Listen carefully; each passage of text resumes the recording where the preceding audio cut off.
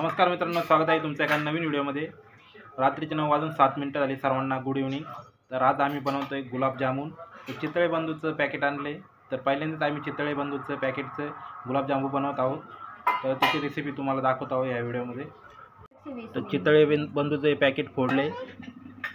तर आम्ही आता यात दूध मिक्स करतोय। तर त्या पॅकेटवर सांगितलंय की पाणी मिक्स करा।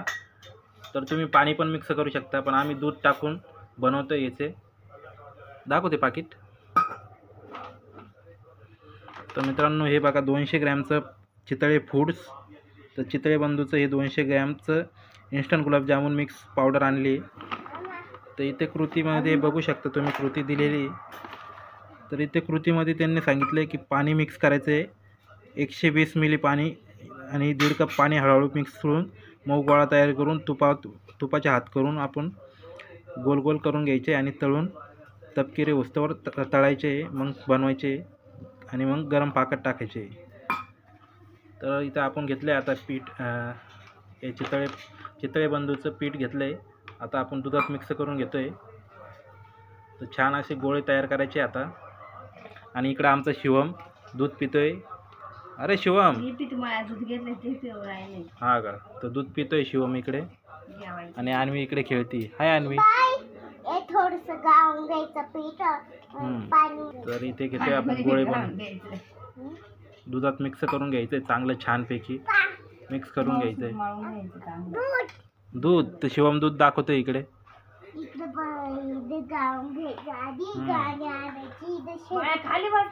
खाली बस बाळा।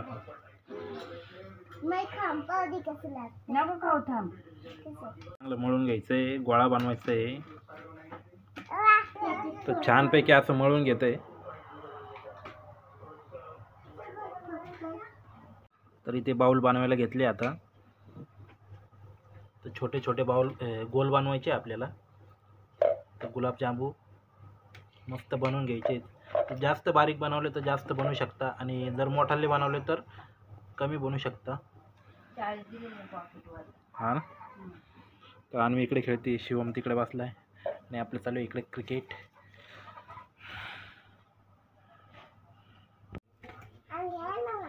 आता काही तळले, इथं 2-3 तळून झाले। आता इथे आपले तेलात सोडायचे। तर चांगले तपकिरी वस्तूवर तळून घ्यायचे मस्त छानपैकी। तर चितळे बंधूचे गुलाबजामू आपण बनवतोय। तर आपण नेहमी गिट्सचे आणत असतो, पण यावेळेस चितळेचे बनवून बघू म्हटलं कसे छान असे तपकिरी वस्तूवर तळायचे। का रे शिवम, इकडे आला का तू? कशाला आला?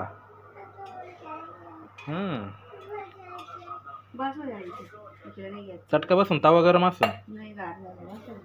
तर इथं आपण पाक बनवायला घेतलाय आता। एवढं पाणी घेतलंय? 4 कप सांगितले त्यांनी। मग 4 कप घेतलं। साखर किती घेतली? अर्धा किलो। हा बरं चालेल। तर आपला पाक पातळ नाही झाला पाहिजे, थोडं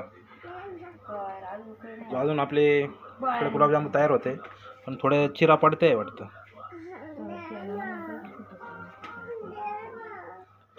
तुपात तळायला पाहिजे।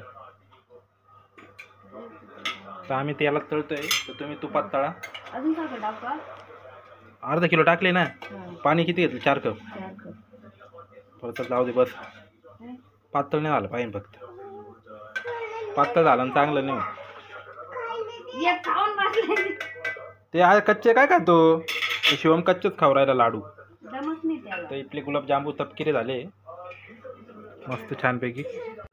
तर आपल्या पाकामध्ये आता हे टाकून घेतलंय गुलाबजामू।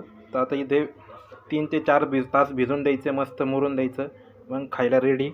तर उद्या सकाळीच खाईन आता मी। तर रात्री का आता 10 वाजले, तर 2-3 तास म्हणजे 1 वाजतील रात्रीचे।